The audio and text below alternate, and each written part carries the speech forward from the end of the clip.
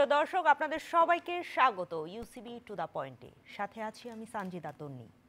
অন্তর্বর্তীকালীন সরকার কতদিন ক্ষমতায় থাকবেন কিংবা বাংলাদেশের নির্বাচন কবে হবে এ নিয়ে আলোচনা সর্বত্র।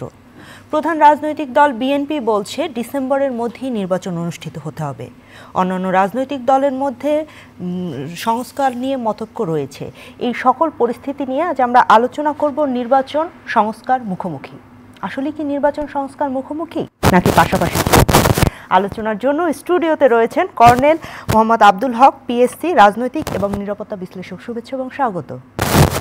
জি, অসংখ্য ধন্যবাদ। আমাদের সঙ্গে রয়েছেন barrister Omar Sadat, president, law and order coordination council.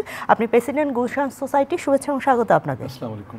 জি, অসংখ্য ধন্যবাদ আমাদের সঙ্গে যুক্ত হওয়ার জন্য। আমি ফিরবো আপনার কাছে, কিন্তু তার আগে কর্নেল এম এ হক, আপনার কাছে জানতে চাই, নির্বাচন নিয়ে কথা বলছিলাম, সংস্কার নিয়ে কথা বলছিলাম, এবং নির্বাচন সংস্কার নিয়ে আমরা দেখতে পাচ্ছি রাজনৈতিক দলগুলোর মধ্যে এক ধরনের দ্বিধা বিভক্তি তৈরি হয়েছে। নির্বাচন আসলে কবে দেয়া উচিত, কত জরুরি? ধন্যবাদ আপনাকে এবং ধন্যবাদ চ্যানেল আইকে নিয়ে আসছেন। এই মুহূর্তে বাংলাদেশে এমন একটা পরিস্থিতি চলছে যে শ্যাম রাখি না কুল রাখি। একটু শব্দযন্ত্রের সমস্যা রয়েছে, আমি আপনার কাছে ফিরবো, কিন্তু ওমর সাদাত, আপনার কাছে জানতে চাই, একই প্রশ্ন করতে চাই।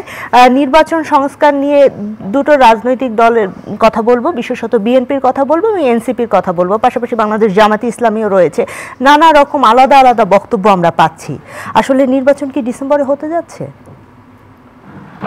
আমার এটা আপনার প্রশ্নটা অত্যন্ত প্রাসঙ্গিক, এই কারণে প্রশ্নটা আমি একটু অন্যভাবে করি। এখানে আপনি বলছেন বিএনপির কথা, এখানে আপনি বলছেন এনসিপির কথা, এখানে আপনি বলছেন জামাতের কথা। এখানে কিন্তু আমাদের যারা মানুষ আছে, নাগরিকের কথা কিন্তু উঠে আসছে না। অর্থাৎ নির্বাচন বলতেই কিন্তু আমরা বুঝে নিচ্ছি দল, কিন্তু আমাদের এখন এমন একটা নির্বাচন করতে হবে সেখানে কিন্তু দল না, সেখানে মানুষ কি চাচ্ছে সেটা আমাদের বুঝে নিতে হবে। একটু আমি পিছন থেকে শুরু করি। নিশ্চয়ই। বর্তমানে মানে বাংলাদেশ জাতীয় সংসদ সদস্য হওয়া একটা জাদুর কাঠি। আপনি যদি জাদুর কাঠিটা হাতে পান তাহলে কিন্তু আপনি সব পেয়ে গেলেন। জাদুর কাঠিটা আপনি যা বলবেন আপনার সামনে তাই নিয়ে চলে আসবে, এবং বর্তমানে এটা তাই। উদাহরণস্বরূপ আমি থেকে বলি যে আজকে অভিনেতা ফেরদৌস, কণ্ঠশিল্পী মমতাজ, আমাদের সবার প্রিয় সাকিব আল হাসান, সবাইকে কেন এমপি হতে হবে? মানে পৃথিবীর অন্য কোনো উন্নত দেশে তো আমরা এরকম দেখি না, যে ধরেন রোনাল্ডো আজকে বলছে যে আমি আজকে এমপি হব, বা ভারতে তো হচ্ছে অনেকে।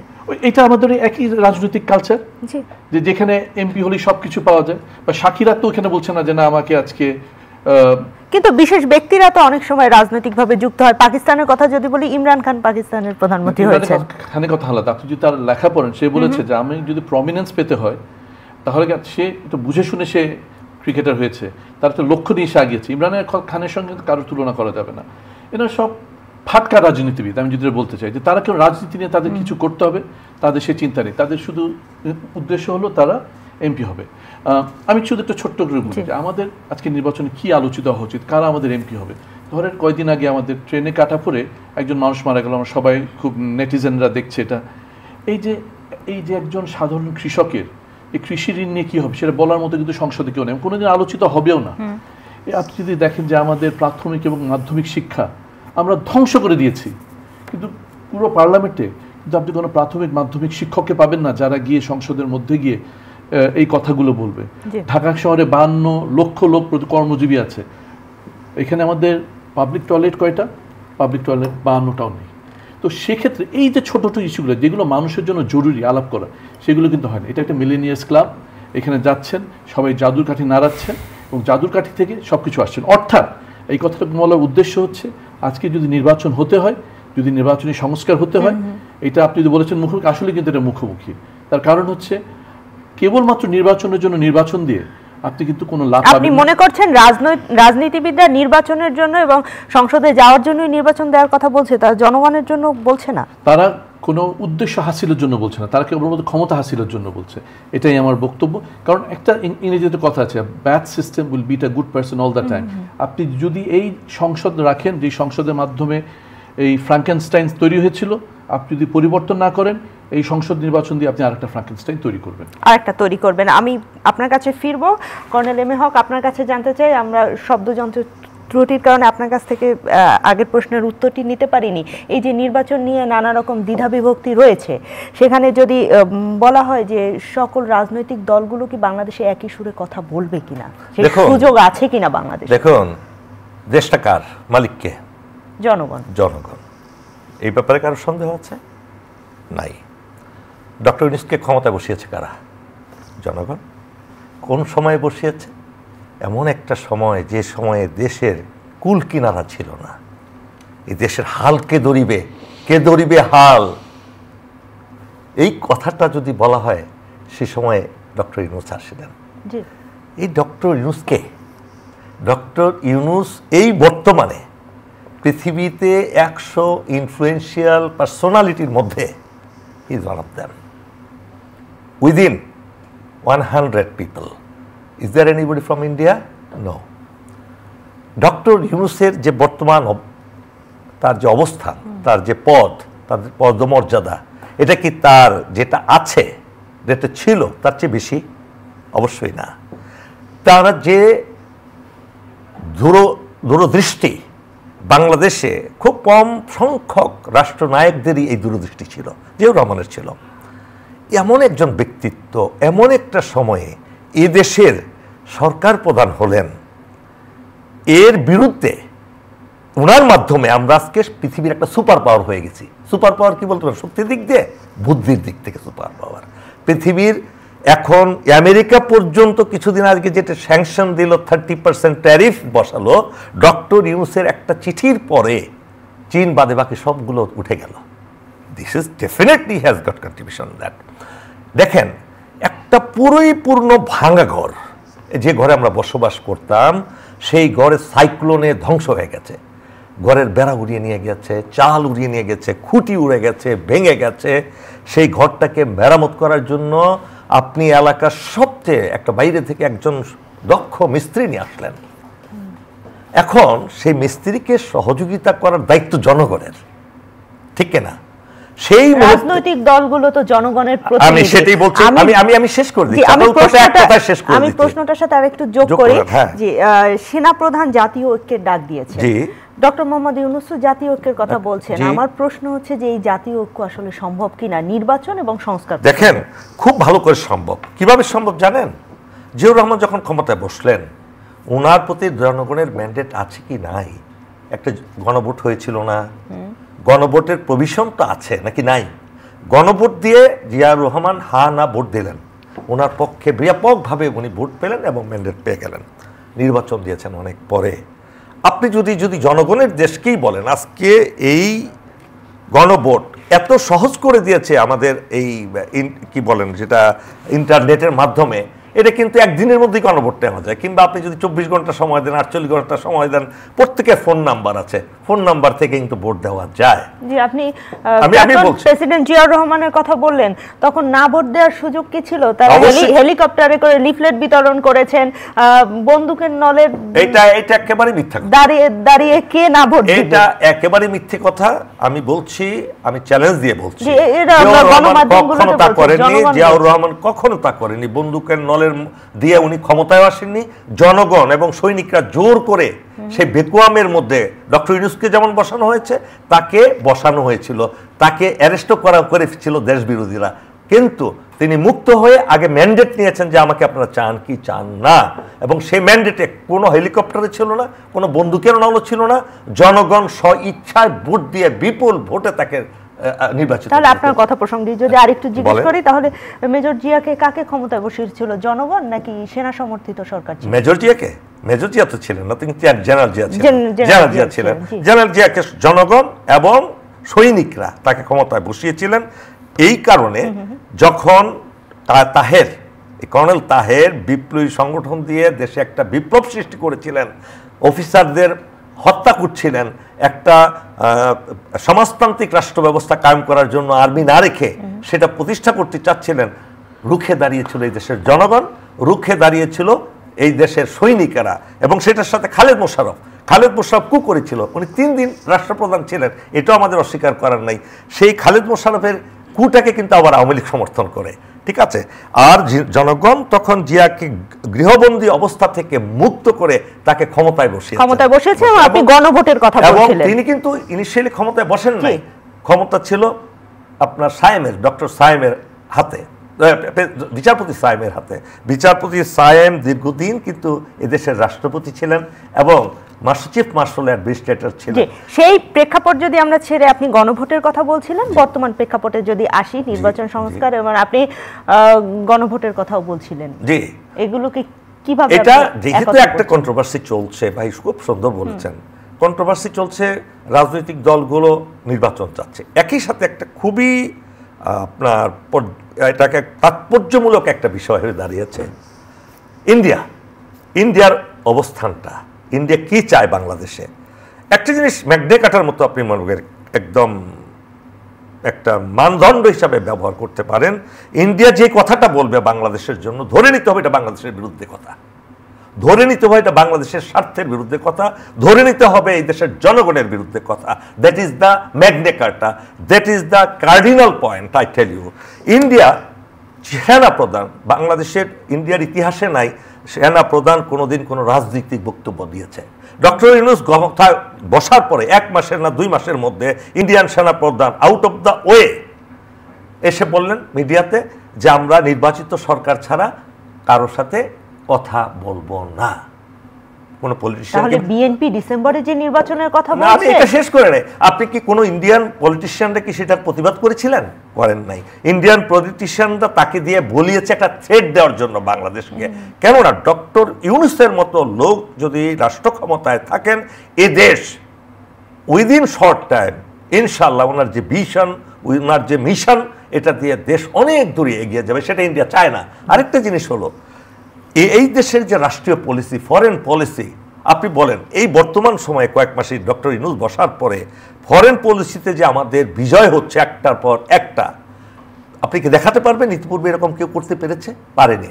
এটা হলো ডক্টর ইউনূসের ক্যারিশমা, হ্যাঁ, ক্যারিশমেটিক লিডারশিপ বলা হয় সেটাকে। এই লিডারশিপটাকে সরানোর জন্য ইন্ডিয়া উঠে পড়ে লেগেছে। আপনার কথার মধ্য দিয়ে অনেকগুলো পয়েন্ট এসেছে, অনেকগুলো প্রশ্ন এসেছে, আমি ফিরবো আপনার কাছে। ব্যারিস্টার ওমর সাদাত, আপনার কাছে জানতে চাই, রাজনৈতিক প্রেক্ষাপট নিয়ে যদি কথা বলি, নির্বাচনই কি আসলে সকল সমস্যার সমাধান কিনা? আমরা যদি 1991 থেকে 2008-এর নির্বাচনগুলো দেখি, মোটামুটি বলা হয় যে এই নির্বাচনগুলো ভালো নির্বাচন হয়েছে, কিন্তু যে সরকার গঠন হয়েছে সেই সরকারগুলো কেমনভাবে পরিচালিত হয়েছে আমরা সবাই জানি। এখন পরবর্তী নির্বাচন যখন হবে, তখনও কি এই নির্বাচনের মধ্যে দিয়ে যারা জনপ্রতিনিধি হবে তারা দারিদ্র্যমুক্ত বাংলাদেশ কিংবা সুশাসন নিশ্চিত করতে পারবে কিনা? জি, প্রথম কথা হচ্ছে যে নির্বাচন হতে হবে। এটা নিয়ে কিন্তু আমার মনে হয় যে আমাদের কারোর কোনো দ্বিমত থাকা উচিত না যে নির্বাচনটা হতে হবে। কারণ স্যার যেটা বললেন, আমি কিন্তু স্যারের সঙ্গে, প্রফেসর ইউনূসের উনি যে গুণগান গেলেন, স্যারের সঙ্গে সম্পূর্ণ একমত, কিন্তু উনি অনির্বাচিত। এইটা কিন্তু আমাদের মেনে নির্বাচন হতে হবে। নির্বাচন ছাড়া দেশে সামনে আগানোর কোনো উপায় নেই। প্রশ্নটা হচ্ছে কখন হতে হবে, কি প্রক্রিয়া সম্পূর্ণ করে নির্বাচনটা হতে হবে, সেখানে কিন্তু প্রশ্ন। আমি যেটা আপনাকে আমার প্রথম কমেন্টে বললাম যে a bad system will defeat a good person all the time. একটা খারাপ সিস্টেম একটা ভালো মানুষকে হারিয়ে দিবে, খারাপ সিস্টেম খালি খারাপ জিনিসই প্রডিউস করতে পারবে। সুতরাং আমাদের লক্ষ্য নিতে হবে আমাদের যে আমরা কিভাবে স্বল্প সময়ের মধ্যে একটা ভালো সিস্টেম তৈরি করে সেখান থেকে আমরা নির্বাচনটা করতে পারি। এখন এটার জন্য আমার ব্যক্তিগত মতামত হচ্ছে যে আপনি যদি ডিসেম্বরের মধ্যে সেটা করতে পারেন, সেটা আপনি করে ফেলেন। যদি আপনি জুন পর্যন্ত যেতে হয় করে ফেলেন, যদি জুন পরবর্তী সময় যেতে হয় সেটার মধ্যে আপনি করে ফেলেন, কিন্তু নির্বাচন হতে হবে। এই সংস্কারগুলো অত্যন্ত জরুরি।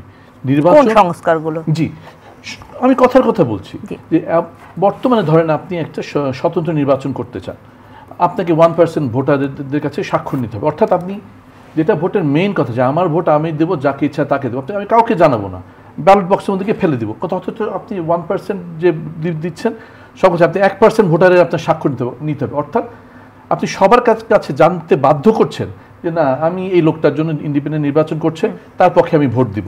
আপনি কেন এটা আপনি বাধ্য করবেন? কোনো আইনে তো এটা টিকে না। ধরেন কথার কথা যে ভোটের দিন আগের দিন রাতের বেলা যে ভোট কেনা বেচা হয়, এই কেনা বেচা আপনি কীভাবে বন্ধ করবেন? আমরা পছন্দ করি বা না করি, সব কনস্টিটিউয়েন্সিতে ভোটের কেনা বেচা হয়, এবং যে লোকটা অর্থনৈতিকভাবে সচ্ছল, যে অনেকাংশে আমরা আগে নির্বাচন দেখেছি যারা বেশি বেশি কালো টাকার মালিক তারা নির্বাচনে জিতে যাচ্ছে। অর্থাৎ তার বিরুদ্ধে যদি একজন শিক্ষক দাঁড়ায়, সে জীবনে কোনোদিন জিততে পারবে? আমাদের বাংলার রাজনীতি, আমাদের বাংলাদেশের রাজনীতিতে কারা ছিল? শিক্ষিত মধ্যবিত্তরা। শিক্ষিত মধ্যবিত্তের রাজনীতিতে এখন কোনো জায়গা আছে? জিরো, একদম শূন্যের কোঠায় পৌঁছে গেছে। এটা হচ্ছে বড় লোকদের মিলেনিয়ার ক্লাব। বড় লোকদের বিরুদ্ধে লড়াই করে, তাদের কাছে জনগণের কিছু আসা যায় না। এবং এখন যেটা হয় যে একজন সাংসদের কাজকে আইন প্রণয়ন করা, আইন প্রণয়ন ওনারা কোনো কাজ করেন, এইগুলো সব সরকারি কর্মকর্তারা লিখে দেন, ওনারা শুধু গিয়ে পড়ে দেন, হ্যাঁ না বলে শেষ। অথচ সরকারি কর্মকর্তাদের কাজগুলো করেন হচ্ছে এমপিরা, আর এমপিদের কাজ করেছে সরকারি কর্মকর্তারা। কাগজে কলমে তো অনেক নিয়ম রয়েছে, কিন্তু নিয়মের তো বাস্তবায়ন হচ্ছে না। এখন যদি আবার নির্বাচন কমিশন নতুন করে গঠন হয়, এনসিপির পক্ষ থেকেই যেটা বলা হয়েছে, কাগজে কলমে নিয়ম হলো, কিন্তু বাস্তবায়ন কি হবে কিনা? হতে হবে, এবং যতক্ষণ পর্যন্ত এই বাস্তবায়নটা সুনিশ্চিত না করা যাবে ততক্ষণ পর্যন্ত কিন্তু আমরা নির্বাচনের মাধ্যমে আমরা যে ফলাফলটা আশা করছি সেটা কিন্তু আমরা পাবো না। প্রতিটা জাতির জীবনে সুযোগ আসে, সুযোগ কিন্তু বারবার আসে না। আমাদের জাতির জীবনে এরকম সুযোগ এসছেন যে প্রফেসর ইউনূসের মতো আমরা একজন ভিশনারি, একজন লিডার পেয়েছি। আমরা তাকে ইউটিলাইজ করতে হবে, এবং তাকে ইউটিলাইজ করে ওনাকে আবার আমি ওনারও একটু ক্রিটিসিজম করি যে ওনাকেও সেই ওনার এনজিও ভিত্তিক যে ওনার যে গ্রুপিংটা আছে সেটা ভেঙে ওনাকে সামনের দিকে আগাতে হবে। অনেক প্রফেশনাল আছে, অনেকে আছে, তাদেরকে নিয়ে আসতে হবে। আজকে যারা ইলেকশন রিফর্ম কমিশনে যারা আছেন তারা জীবনে কোনোদিন একটা নির্বাচন করেছেন? তারা জানেন যে ভোটের মধ্যে কি হয়, কি সমস্যা হয়? তাদের কারোর সঙ্গে তারা আলাপ করেছেন? কারোর সঙ্গে তারা আলাপ করেন নাই। আপনি যদি দেখেন, আপনি নামগুলো পড়ে দেখবেন যাদেরকে ইলেকশন রিফর্ম কমিশনে আছেন। বদিউল আলম মজুমদার স্যার দীর্ঘদিন ধরে রাজনীতির ইলেকশন নিয়ে কাজ করছে, উনি ছাড়া বাকি যারা আছেন তারা সবাই নাম সর্বস্ব। আপনি যারা নির্বাচন যারা প্রতিদিন করে, গ্রাউন্ড লেভেলের যে সমস্যাটা, যে আপনি নির্বাচনে আপনি যাবেন, আপনাকে ভোটারদেরকে আসতেই দিবে না নির্বাচন করতে, ঘরের মধ্যে আটকে রেখে দেয়, ওইখানে ব্যারিকেড দিয়ে দেয়, সেটা আপনি কিভাবে ভাঙবেন? এই আগের রাত্রে যে ভোট কেনা বেচার কথা বলছি, সেখানে কি হয়? সবখানে কিন্তু এই পরিবর্তনগুলো আসতে হবে। খালি আমি আমার মুখের কথা বললাম যে সংস্কার করে দিলাম, কিছু কথার কথা বলে দিলাম যে নির্বাচন সংস্কারের, কিন্তু এটা দিয়ে যদি আমার পুরো প্রেক্ষিতটা না বদলায়, এই নির্বাচন বদল, এবারে নির্বাচন আপনি নির্বাচন পদ্ধতির বদলের কথা বলছেন। একই পদ্ধতিতে যদি নির্বাচন হয়, আর পূর্বে যা হয়েছে সেই সংখ্যাগুলোই আপনার মধ্যে রয়েছে। এক লাইনে শেষ করছি, আমি যেটা বলতে চাচ্ছি যে কেবলমাত্র নির্বাচন পদ্ধতি বদল করে কিন্তু এবারে নির্বাচন হওয়া উচিত না। এবারে নির্বাচন পদ্ধতি বদলের জায়গায় আমাদের পুরো সিস্টেমটা বদল করতে হবে, যেন এই ফ্রাঙ্কেনস্টাইনগুলো আর তৈরি হতে না পারে। না হলে এই নির্বাচন একই ফ্রাঙ্কেনস্টাইন তৈরি করবে। অসংখ্য ধন্যবাদ কর্নেল এম হক। আপনার কাছে জানতে চাই, অনেকগুলো প্রশ্ন এসেছিল, আমি বলেছিলাম সেখানে নির্বাচন এবং সংস্কার যদি মুখোমুখি দাঁড়ায়, তলে তলে কেউ পানি ঘোলা করছে কিনা। বিভিন্ন জায়গায় আমরা দেখতে পাচ্ছি আওয়ামী লীগের ঝটিকা মিছিল বের হচ্ছে। দেখুন, এখানেই তো কথা, এখানেই ব্যারিস্টার ওমর সাদাত খুব সুন্দরভাবে বলেছেন। উনি আজকে যে কথাগুলো বলেন আপনার এই অনুষ্ঠানে, আমি অনেকবারই কথাগুলো বলেছি। আপনি বলেন, ওনার কথা সুর ধরে আপনার উত্তরটা আমি দিচ্ছি। আজকে যান বিভিন্ন এলাকায়, প্রত্যন্ত অঞ্চলে, বিভিন্ন নির্বাচনী এলাকায়, ঢাকায় না এত বেশি না, কেরানীগঞ্জে যান, দোহারে যান, নবাবগঞ্জে যান, অন্যান্য এলাকায় যান, যারা অবৈধ অর্থের মালিক, হাজার হাজার কোটি টাকা অবৈধভাবে উপার্জন করেছে, চাঁদাবাজি করে, লুট করে, মানুষকে প্রতারণা করে জিরো থেকে হিরো হয়েছে, যাদের পায়ে স্যান্ডেল ছিল না, যারা 5 বছর এমপি হওয়ার পরে হাজার কোটি টাকার মালিক হয়েছে, শত শত বাড়ি করেছে, গাড়ি করেছে, বিদেশে ছেলে, তাদের তাণ্ডবে এলাকায় কেউ ঢুকতেই পারছে না। এমন কোনো জায়গা রাখে নাই পোস্টার যাতে আরেকজন না লাগাতে পারে। দেশের রান্নাঘর থেকে শুরু করে সর্বত্র লক্ষ লক্ষ কোটি কোটি পোস্টার। ব্যারিস্টার ওমর সাদাত বললেন, ওমর সাদাত এর চেয়ে ওনার চেয়ে ভয়ঙ্কর চিত্র এখন চলে যাচ্ছে। একজন 100-200 হুন্ডা নিয়ে সামনে পিছনে নিয়ে তারা নির্বাচনী মিছিল করছে, কাউকে স্পেস দিচ্ছে না, অন্য কাউকে স্পেস দিচ্ছে না। আপনি কি চান সেই সময় সে সমস্ত দুর্নীতিবাজ, লুটেরা, খুনি, যারা শত শত খুন করেছে নির্বাচনে পাশ করার জন্য, তারা আবার ক্ষমতায় আসুক? I agree with him. আগে আপনাকে এই সংস্কারগুলো করতে হবে। নির্বাচনী দলকে আজকে যদি সেই লুটেরাই, এই গায়িকা নায়িকা, এরাই যদি আবার এই ইলেকশনে জিতে আসে, তাহলে আবার সেই ফেসিবাদী আসছে। আমিও চাই দ্রুত নির্বাচন হোক, আমি হয়তো ক্যান্ডিডেট হতে পারি, ওমর সাদাত ভাই হয়তো ক্যান্ডিডেট হইতে পারে, কিন্তু আমরা পাশ করতে পারবো না। কাদের জন্য পারবো না? ওই লুটেরাদের জন্য। ওই লুটেরাদেরকে তো দল থেকে বহিষ্কার করে নাই কোনো দল, বলতে পারবে লুটতরাজ করে। এখন আপনি ধরেন বিএনপি যখন ক্ষমতায় ছিল ফার্স্ট টাইম, তখন কিন্তু দেশ দুর্নীতির ক্ষেত্রে একটা জায়গায় এসেছিল, নাম 5ম না 6ষ্ঠ ছিল। কাদের জন্য জানেন? সেই সমস্ত লুটেরা রাজনীতিবিদদের জন্য।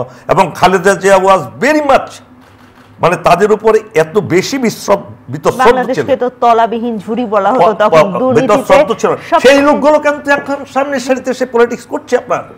আপনি এদেরকে থামাবেন কিভাবে? ওই সংস্কারটা কে করবে যদি একই পদ্ধতিতে নির্বাচিত হয়? ওই যে স্বতন্ত্র প্রার্থী, আমি স্বতন্ত্র প্রার্থী হয়েছি, আমার কেন আমার জনগণের কাছ থেকে ম্যান্ডেট নিয়ে দাঁড়াতে হবে?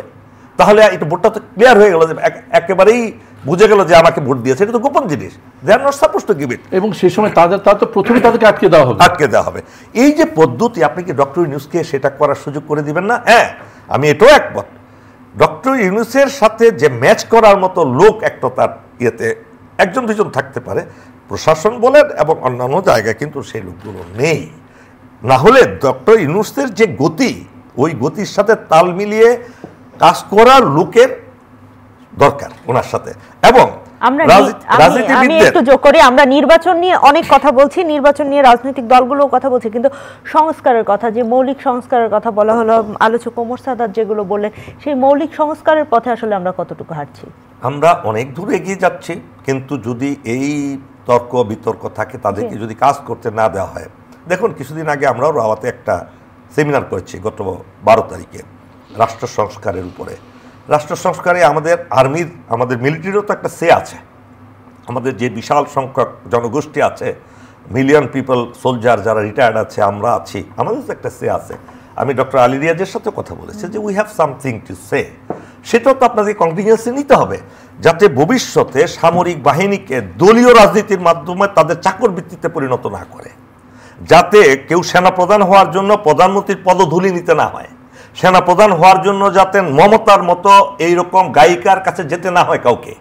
সেই পদ্ধতি থেকে বের হয়ে আসতে হবে। আমাদের কেমন পদ্ধতি সৃষ্টি করতে হবে যে কেউ কারো কাছে মাথা নত করার প্রয়োজন নাই, সম অধিকার নিয়ে কাজ করবে। রাজনীতিতে কিংবা দেশের প্রশাসনের মধ্যে প্রভাব বিস্তার করার জন্য আপনি পুলিশ ব্যবহার করবেন, আপনি আর্মি ব্যবহার করবেন, এই পদ্ধতি তো আপনাকে বদলাতে হবে। না হলে আপনি কিভাবে ইলেকশন করবেন?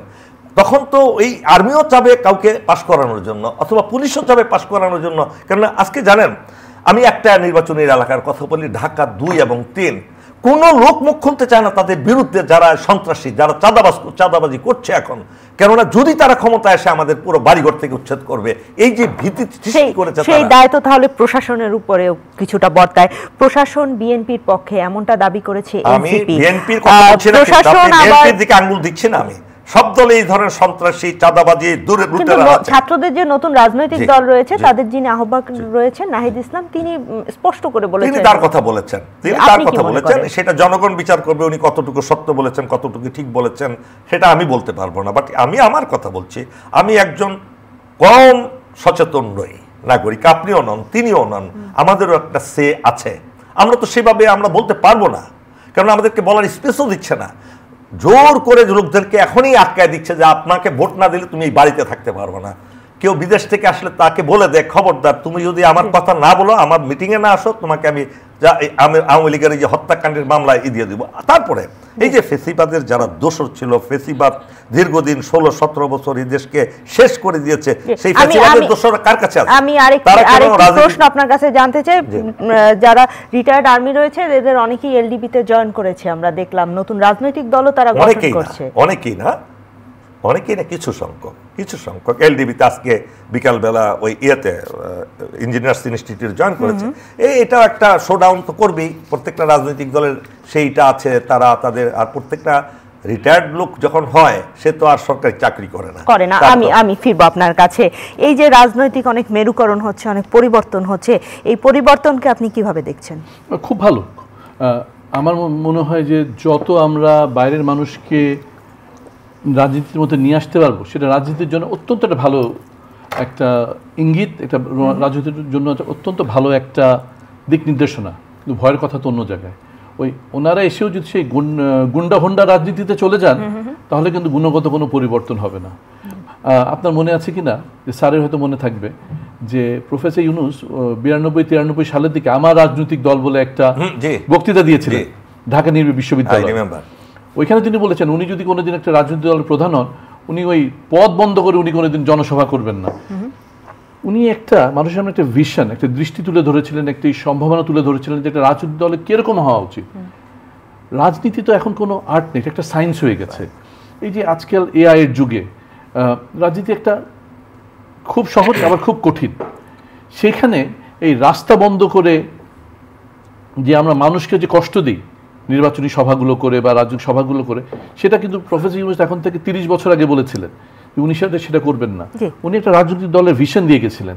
কিন্তু ওনার আমরা যদি দেখছি যে ছাত্ররা যেগুলো করছে জাতীয় নাগরিক পার্টির নাম দিয়ে, তারা কি করছে ঠিক আমি একটু সময় চেয়ে নিচ্ছি। প্রিয় দর্শক, টু দ্য পয়েন্টে আমরা আছি আপনাদের সঙ্গে অনলাইনে। আপনারা অনলাইনে আমাদের সঙ্গে যুক্ত থাকুন এবং বিশ্বের যে কোনো প্রান্ত থেকে আমাদের এই আয়োজনটি উপভোগ করতে পারেন।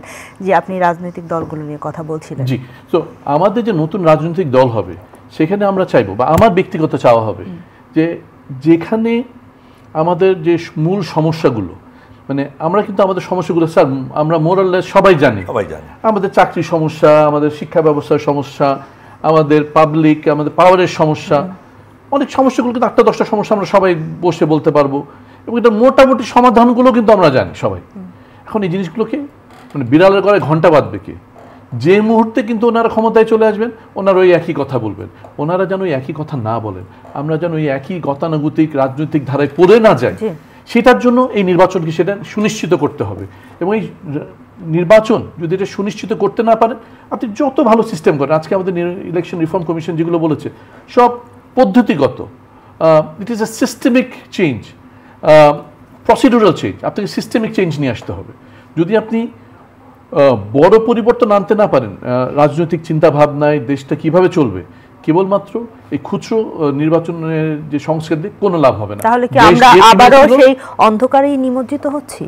যদি পরিবর্তন না আসে তাহলে আমরা ঠিক একই অন্ধকারে যাব, আমরা সেই একই ফ্রাঙ্কেনস্টাইন তৈরি করবো। এবং আপনাদের যে আজকে নামটা কিন্তু খুব সুন্দর, নির্বাচন সংস্কার মুখোমুখি কিনা, অর্থাৎ এই সংস্কারটা কেবলমাত্র নির্বাচনী পদ্ধতি সংস্কার হলে হবে না, আমাদের দেশ চালনার একটা পরিবর্তন আসতে হবে, আমাদের সিস্টেমিক পরিবর্তন আসতে হবে। নির্বাচনে কারা অংশগ্রহণ করবেন, কারা করতে পারছেন, কাদেরকে আমরা নিয়ে আসবো, সেভাবে আমাদের চিন্তা করতে হবে যেন একটা সামগ্রিকভাবে একটা পরিবর্তন আসে, সামগ্রিক পরিবর্তন আসে। আমি আরেকটি বিষয় জানতে চাই, আপনি গুলশান সোসাইটির প্রেসিডেন্ট। গুলশান বনানী আমরা বাড়িধারা জানি যে অভিজাত এলাকা, এবং অভিজাত এলাকায় বেশ কয়েক মাস ধরে আমরা দেখতে পাচ্ছি যে অটো রিক্সা অনেক বেড়ে গিয়েছে। আপনারা অটো রিক্সা নিয়ন্ত্রণ করার জন্য, অবৈধ রিক্সাগুলোর জন্য কাজও করছেন, কিন্তু একটা সেখানেও একটা মুখোমুখি ব্যাপার ঘটছে কিনা, এটা আজকের হেডলাইন নিউজ বিভিন্ন পত্রপত্রিকা। আমরা গুলশান সোসাইটির পক্ষ থেকে আমরা বিভিন্নভাবে মানুষের সঙ্গে কাজ করার চেষ্টা করি, আমাদের বাসিন্দাদের যেন সুবিধা হয়।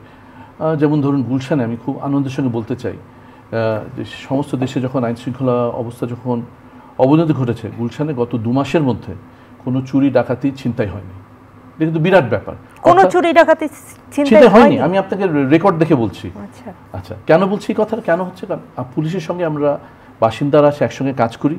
আমাদের নিজস্ব একটা টহল বাহিনী আছে যারা পুলিশের সঙ্গে দিন-রাত 24 ঘন্টা পাহারা দেয় রাস্তাঘাট, এবং আমাদের একটা সিসিটিভি ক্যামেরা আছে। এই কথাটা আমরা কেন বললাম? অর্থাৎ বাংলাদেশের মতো একটা দরিদ্র রাষ্ট্রে কিন্তু সরকার সব কিছু করতে পারবে না। স্যাররা যেটা করেন ডিওএইচএস এর মধ্যে, আমরাও সেটা করার চেষ্টা করছি, যেখানে আমাদের জনতারা নিজে থেকে সব কিছু শুরু কিন্তু স্যার আমাকে দিয়ে। আমি যদি পরিবর্তন না হয়ে বলি এটা বদলাতে হবে, এটা বদলাতে হবে না, নিজেকে দিয়ে পরিবর্তনের শুরু। তো আমরা সেভাবে চেষ্টা করেছি। তো আজকে আমরা যেটা চেষ্টা করেছি যে অটো রিক্সাগুলো কিন্তু একদম ঢাকা শহরকে ধ্বংস করে দিচ্ছে, ঢাকা শহরকে স্থবির করে দিচ্ছে।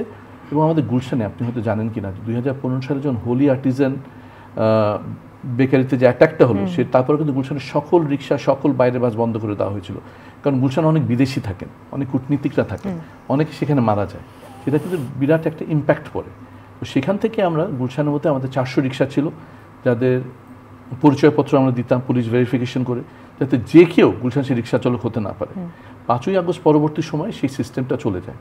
এখন গুলশানের মধ্যে কে যে রিক্সা নিয়ে ঢুকছে, কে বেরোচ্ছে, এটা আমাদের জন্য একটা সিকিউরিটি থ্রেট। বিদেশিরা আমাদের কাছে বলে যে তারা গুলশানের রাস্তা দিয়ে হাঁটতে তারা ভয় পান।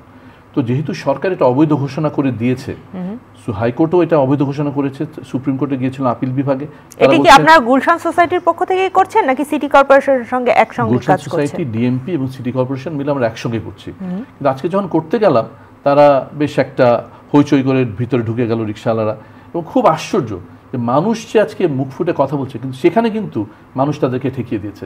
আপনি হয়তো দেখেছেন, এটা ভাইরাল হয়েছে একটা ভিডিও, যে রাস্তার মানুষরা বলছে না তোমাদেরকে ঢুকতে দিব না বলে তাদেরকে ঠেকিয়ে দিচ্ছে। অর্থাৎ মানুষ এখন কথা বলছে, মানুষ একটা সংঘবদ্ধ গোষ্ঠীর কাছে আটকে নেই।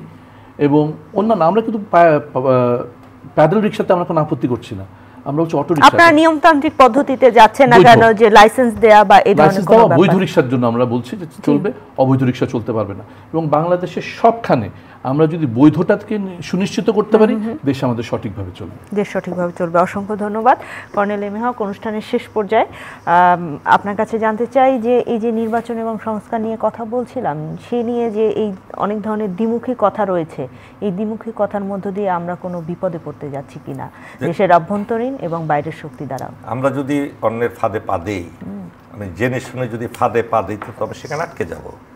রাজনীতিবিদদের আজকে বুঝতে হবে, আমরা যে কথাগুলো আজকে টকশোতে বলছি, এটাও এটাও আমাদের দেশ ও জাতির প্রতি একটা মেসেজ আমরা দিচ্ছি। আমরা কি চাচ্ছি? আমরা নির্বাচন অবশ্যই চাচ্ছি। আমি কালকে আগামী মাসে গণপরিষদ ভোটের কথা বলছিলেন, আগামী মাসে নির্বাচন আমি চাইতাম, কিন্তু চাইবো যে আমার তো ঘর মেরামত হয়নি, আমি ঘরে উঠবো কেমনে? আপনি সেই ঘরে উঠতে হলে আবার সেই পুঁতি গন্ধময় ঘরেই উঠতে হবে আপনাকে। তাহলে কেন এত রক্ত দিল? আজকে যদি কোনো রাজনীতিবিদ মারা যেত, হত্যাকাণ্ড হতো, তাদের উপরে যদি তারা রাস্তায় রাশ পড়ে থাকতো, শত শত রাজনীতিবিদ যদি আহত হতো, সেই আহতদের নিয়ে কেউ কথা বলছে না, তাদের চিকিৎসা হচ্ছে না, তাদের পা নেই, হাত নেই, চোখ নেই, মুখ দিয়ে খেতে পারে না, নাক দিয়ে খেতে হচ্ছে, তাদেরকে নিয়ে কোনো রাজনীতিবিদ কথা বলেছে? আজকে গুমের শিকার হাজার হাজার লোক, সেই গুণের শিকার যাদের বিরুদ্ধে মামলা দিয়েছিল ফেসিবাদ, তারা সেই মামলা হাজিরা দিতে দিতে তাদের জমিটা বিক্রি করতে হচ্ছে। কোনো রাজনীতিবিদ তো বলে নাই কেন এখন পর্যন্ত 5 তারিখের পরে কেন সেই ফেসিবাদের মামলায় তারা এখনো হাজিরা দিতে হবে, কেন একটা আদেশ দিয়ে, নির্বাহী আদেশ দিয়ে সেই মামলাগুলো। তাহলে কি আমরা ধরে নিব যে রাজনীতিবিদরা নির্বাচিত হবে তারপরে এসে এই মজলুমদের কথা বলবে?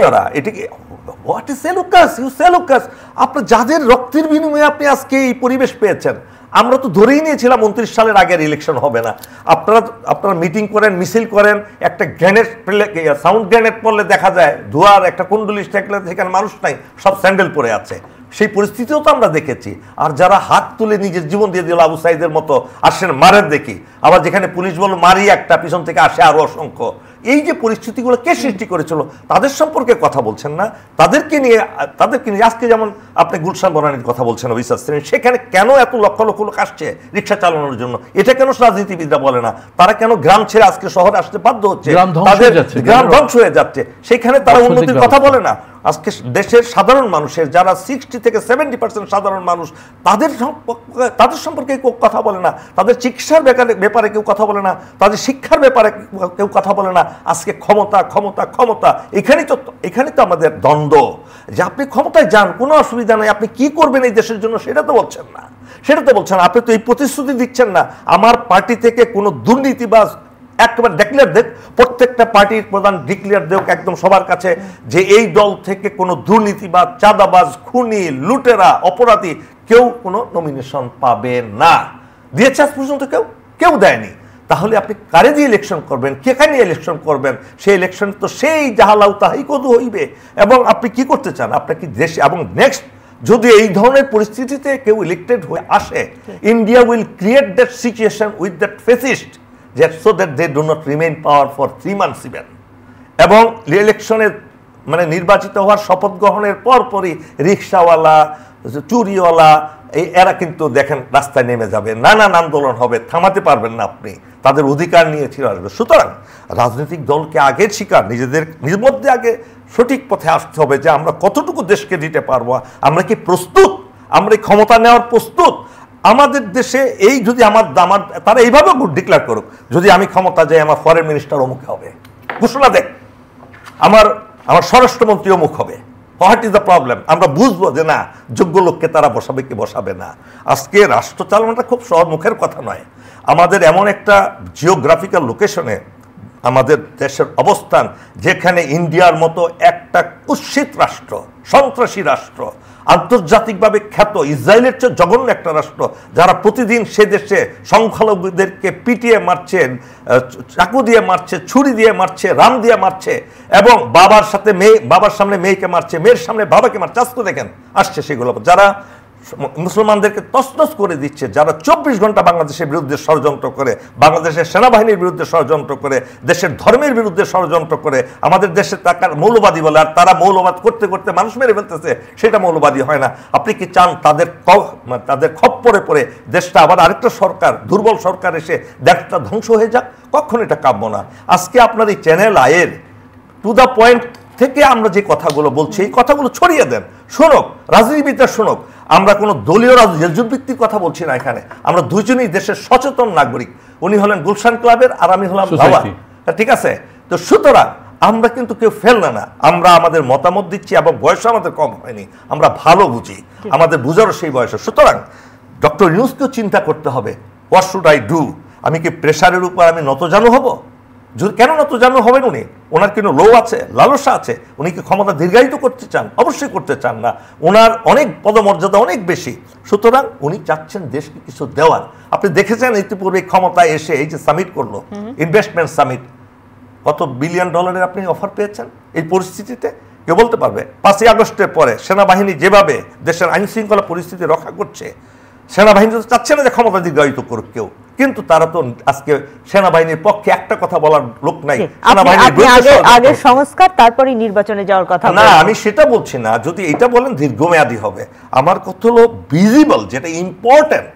আমার ইম্পর্টেন্ট জিনিসগুলো আগে করতে হবে। যে আমি নির্বাচন অবশ্যই চাই, কিন্তু সেই নির্বাচনে জিতে এসে দেশে যাতে আবার আরেকটা ফেসিবাদ কায়েম না হয়, একটা ভঙ্গুর কোনো সরকার কায়েম না হয়, দুর্বল কোনো সরকার কায়েম না হয়, লুটেরা কোনো সরকার কায়েম না হয়, খুনিদের দিয়ে কোনো সরকার কায়েম না হয়, এমন একটা সরকার গড়িতে হবে যে সরকারের 300 স্টেক হোল্ডার অথবা 151 জন স্টেক হোল্ডার যদি নির্বাচনে জিতে, তারা সৎ, নির্ভীক, সাদা টাকার মালিক, কালো টাকার মালিক নয়। আমি আরেকটা কথা বলছি, আজকে প্রত্যেকটা রাজনৈতিক দলের যদি সৎ সাহস থাকে, তাদের প্রত্যেকটা ক্যান্ডিডেটের, যারা সম্ভাব্য ক্যান্ডিডেটের, তাদের সমস্ত সম্পত্তি, তাদের আত্মীয় স্বজনের সম্পত্তি, ছেলে মেয়ের সম্পত্তি আজকের জনসমক্ষে প্রচার করুক। আপনি আশার কথা বলছেন, সম্ভাবনার কথা বলছেন, এই সম্ভাবনা বাংলাদেশে কখনো কেন হবে না? তাহলে তো আমরা হতে হবে, নিশ্চিত নয়। শেষ করতে হচ্ছে, 1 মিনিট কিছু যোগ করতে চাই। আমি শুধু সাড়ে কথাটা সামারাইজ করে দিচ্ছি। আমি বলতে চাচ্ছি, আপনার আজকে টপিক হচ্ছে নির্বাচন সংস্কার মুখোমুখি। আমরা বলতে চাই, আমনের স্যারও একই কথা বলতে চান, যে সামগ্রিক রাষ্ট্র ব্যবস্থা সংস্কারের মধ্যে দিয়ে স্বল্পতম সময় নির্বাচন চাই, স্বল্পতম সময়। কিন্তু এইটা দিয়ে আমরা ঠিক একই জিনিসের পুনরাবৃত্তি চাই না, আমরা সংস্কার চাই, এবং তার মধ্যে দিয়ে স্বল্পতম সময়। এবং আমার ধারণা যে বর্তমান সরকার যদি সিরিয়াস হয়, বর্তমানে রাজনৈতিক দলগুলো যদি তাকে সহায়তা করে, তাহলে স্বল্পতম সময় এই আমূল পরিবর্তনের নির্বাচন হওয়া সম্ভব। একটা কথা যোগ করতে চাই সর্বশেষ, দেখুন জাস্টিস শাহাবুদ্দিন, আপনার মনে আসবে, তখন ছোট ছিলেন, বাচ্চা ছিলেন। জাস্টিস শাহাবুদ্দিন যখন প্রেসিডেন্ট হইলেন প্রধান বিচারপতি থেকে, তাই সে আসতে চাইল না, কিন্তু তাকে বসানো হলো শর্তে যাতে আবার ফেরত যেতে পারেন উনি। কিন্তু গভর্নমেন্ট নির্বাচিত হয়ে কিন্তু তাকে প্রেসিডেন্ট পদে রেখে দিয়েছেন। কিন্তু সেই প্রেসিডেন্ট পদটা ছিল কবর জিয়ারতের পদ। যদি কোনো রাজনৈতিক দল এই কথাটা বলতো যে আমরা চাই এমন একটা সমতা আনব, ক্ষমতার ব্যালেন্স অফ পাওয়ার থাকবে প্রধানমন্ত্রী এবং প্রেসিডেন্ট, হ্যাঁ, বলে থাক খুবই ভালো। এবং সেই ক্ষেত্রে আমি যদি হতাম, আমি প্রকাশ্যে ঘোষণায় দিতাম আমরা ডক্টর ইউনূসকে দেশের প্রেসিডেন্ট পদে বসিয়ে রাখবো, এবং 5 বছরের জন্য নেক্সট টার্ম পর্যন্ত উনি যাতে এই ক্ষমতা প্রয়োগ করে দেশের বাকি কাজগুলো করতে পারেন। আমাদেরই তো দেশ, আমাদেরই তো সমাজ, তাহলে আমরা কেন এটা করব না? এটা দরকার আমাদের জন্য, ডক্টর ইউনূসের জন্য দরকার নয়, ঠিক আছে? এই কাপটা আমার জন্য দরকার, হ্যাঁ, কাপের জন্য কাপ দরকার নয়। কিন্তু তো সুতরাং এই মনোভাব, এই দেশপ্রেম, এটা হলো দেশপ্রেম। আমরা একটা কথা বলি যে ব্যক্তির চেয়ে দল বড়, দলের চেয়ে দেশ বড়। সেটা কি আদৌ হচ্ছে? আদৌ কি আমরা সেটা মেনে চলছি? সেই মুখে বলি, কিন্তু কার্যকরী হয় না। আমাদের প্রত্যাশা রইল। অসংখ্য ধন্যবাদ আপনাদের দুজনকে। প্রিয় দর্শক, ইউসিবি টু দ্য পয়েন্ট থেকে আজকের মতো বিদায় নিচ্ছি। আমাদের দুজন সম্মানিত আলোচক যেটি বললেন সেটি হচ্ছে, রাজনৈতিক দলগুলো শুধুমাত্র নির্বাচনের কথা বললে হবে না, রাজনৈতিক দলের মধ্যে গুণগত পরিবর্তন হতে হবে, এবং কারা রাজনৈতিক পরবর্তীতে আমাদের রাজনৈতিক প্রতিনিধি হবে, তারাও যেন সেভাবেই দেশকে পরিচালনা করে, সেই প্রতিজ্ঞা নিয়ে যেন তারা আসে নির্বাচনে, এবং যথাসময়ে নিশ্চয়ই সংস্কার পরবর্তী সময়ে নির্বাচন হবে এবং বাংলাদেশের মানুষ যে সুন্দর বাংলাদেশের প্রত্যাশা করে সেটি আমরা নিশ্চয়ই পাবো। সবাইকে অসংখ্য ধন্যবাদ, শুভকামনা।